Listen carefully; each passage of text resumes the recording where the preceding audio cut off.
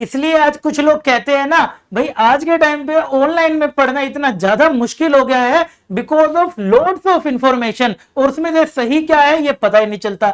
एक किसी का रिप्लाई आया और ये इस बात का एग्जांपल है, एक किसी का रिप्लाई लेटर दिया हुआ है और वो बाहर लीक हो गया है, और उसका ना अलग अलग घुमा फिरा के हर कोई अपने अपने तरीके से अपने कोई बेनिफिट के लिए या फिर कोई रॉन्ग इन्फॉर्मेशन के तरीके से आपके सामने पेश करे जा रहे हैं। मैं एक आपको इससे आइडिया बताता हूं कि देखो क्या हो सकता है। मैं भी ये नहीं कहूं कि मैं ही 100% ट्रू हूं, लेकिन जो मुझे चांसेस लग रहे हैं इतने साल पढ़ाने के बाद, और जो जेई में भी इतने साल मैंने पढ़ाया है और अब एनडीए भी पढ़ा रहा हूं, तो दोनों से टीएस की एंट्री जेई से होती है, और जेई को निकालने के लिए क्या चाहिए शायद मुझे अच्छे से ज्यादा पता है, और एनडीए को निकालने के लिए क्या चाहिए वो तो मुझे पता ही है। तो एक बार समझो, देखो ये है क्या, ये इश्यू था कि यार बहुत ज्यादा ना स्क्रीन आउट रेशो होता है। आप भी सुनते होंगे, काफी बच्चे बताते होंगे सर हमारे बैच में इतने बच्चे आए थे इतने सारे बच्चे स्क्रीन आउट हो जाते हैं, 95% 90% इतने स्क्रीन आउट हो जाते हैं, है ना, ये आपने सुना होगा।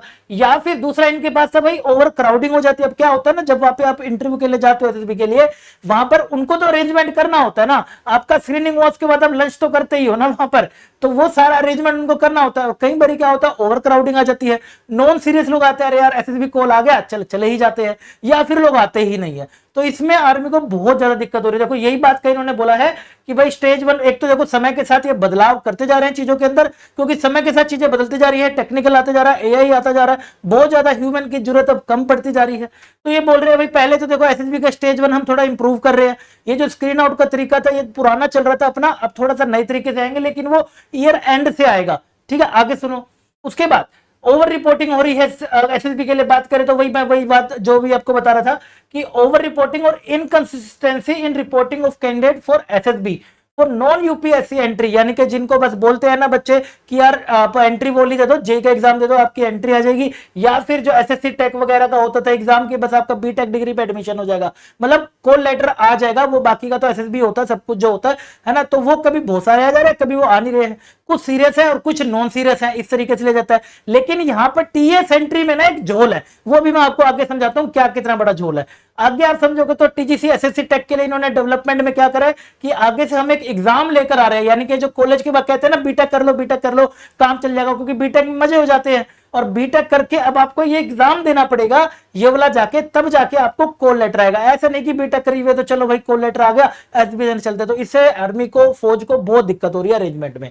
दूसरी बात करें तो एनसीसी का होगा टीएस का, ये पॉइंट सबको दिक्कत दे रहा है। कोई कह रहा है भाई साहब क्या सीटें बढ़ेंगी, सारे क्वेश्चन का जवाब दूंगा, ये बढ़ जाएगा वो बढ़ जाएगा। अरे भाई एक छोटी सी बात भी नहीं समझ पा रहे यार, कैसे बच्चे हो, समझो। कह रहे हैं TS is likely to be inducted through NDA written exam and this will also reduce SSB call up to manageable level. कितना अच्छा इंप्रूवमेंट ये होने वाला है ना इस एग्जाम के अंदर, मैं बता नहीं सकता, आपको भी आगे समझाता हूं। वो कह रहे हैं कि टीएस एंट्री भी हम ना एनडीए के रिटन एग्जाम से लेंगे, जिससे एसएसबी के लिए हमें कम थोड़ा सा मैनेज करना पड़ेगा और हम अच्छे से टैलेंट को निकाल पाएंगे, कोई अच्छा टैलेंट गलती से निकल ना जाए, स्क्रीन आउट ना हो जाए, उसके लिए बनाया गया। अब आप समझो थोड़ा सा, मैं दिखाता हूं आपको कि एडिशन टू डेट फैसिलिटेशन इन सब के लिए बताया गया। अब आप समझो, देखो होता क्या, सबसे पहला क्वेश्चन है कि क्या एनडीए की सीटें बढ़ जाएंगी? नहीं भाई, सिंपल आंसर है नो, इससे कोई सीट नहीं बढ़ेगी। टीएस की सीट इंक्रीज हो जाएगी मे बी, इसका मैं कह सकता हूं भाई मे बी, ये हो सकता है कि सीट अब बढ़े। क्यों? क्योंकि समय के साथ आप देख रहे होगे कितना टेक्निकल आर्मी होती जा रही है। अभी मैंने आपको करंट अफेयर में भी बताया था, एक इनका एक कॉन्वोके हुआ था, अभी सारी आर्मी इसका इकट्ठे होकर मीटिंग हुई थी, उसका नाम था कुछ ऐसे नाम से था, है ना। तो वहां पर उन्होंने किस चीज के ऊपर डिस्कस करा था कि भाई साहब आज की वॉर सिर्फ इससे लिमिटेड नहीं रहेगी कि जमीन से लिमिटेड या आसमान से लिमिटेड या फिर समुद्र से, नहीं, आजकल हो रही है टेक्निकल वॉर, आजकल हो रही है भाई स्पेस वॉर, ये वॉर होने वाली है। तो टेक्निकल एंट्रीज का समय के साथ ना फौज में बढ़ाव हो सकता है, यहां से बढ़ सकता, कंफर्म नहीं कह सकते, लेकिन जो इनकी लगातार मीटिंग चल रही है, डेली के अपडेट जो मैं करंट अफेयर आपको पढ़ाता हूं तभी बता रहा हूं चीजें कि लगातार ये जो इनकी मीटिंग हो रही है, इधर उधर जाके लोगों से मिलना या अदर कंट्रीज से जाके जो भी एमओयू साइन कर रहे हैं, उन सबको देखते हुए ये सीट शायद इंक्रीज हो सकते हैं, बट नॉट कंफर्म। अब आगे समझो दूसरी बात, एनडीए का तो आपका खत्म हो गया। दूसरी बात अब समझो, देखो जेई एग्जाम से अभी तक बच्चे को क्या था भाई, टीएस की 2 एसएसबी आ जाएगी, समझना सब अपने अपने बेनिफिट के हिसाब से उसको घुमा के आपके सामने पेश कर दे रहे हैं। छोटी सी बात है भाई, टीएस की 2 एसएसबी आ जाती थी, नेवी टेक की 2 आ जाती थी। टीएस में बॉयज अप्लाई कर सकते हैं, नेवी टेक में गर्ल्स भी अप्लाई कर सकती है, अलग और भी होती है चीजें, वो बात की बात है। अब इसको देने के लिए आपको देना पड़ता था जेई का एग्जाम। अब बात है जो जेई का एग्जाम है, जेई का एग्जाम देने के लिए इन्होंने रखा था, पहले तो 12वीं के परसेंटेज पे होता था, फिर इन्होंने जेई का एग्जाम रख दिया।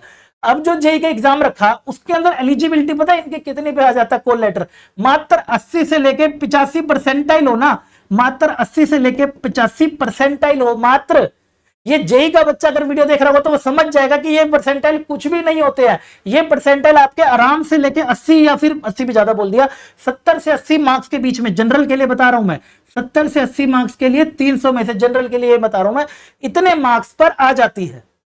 और जो ये बच्चा आसानी से मैथ्स के अंदर ही स्कोर बूस्ट करके ले आता है, मैथ्स के अंदर ही स्कोर बूस्ट करके ले आता है। क्योंकि अगर मैं जेई एग्जाम को, शायद मेरे से अच्छा भी कोई नहीं समझा पाएगा, क्योंकि मैं जेई को काफी टाइम पढ़ाया है और अभी भी जेई का पैटर्न में क्लासेस में कराता रहता हूं, क्वेश्चन भी प्रैक्टिस कराता हूं। क्योंकि जेई के एग्जाम के अंदर बात करूं तो फिजिक्स, केमिस्ट्री और मैथ्स तीनों आते हैं।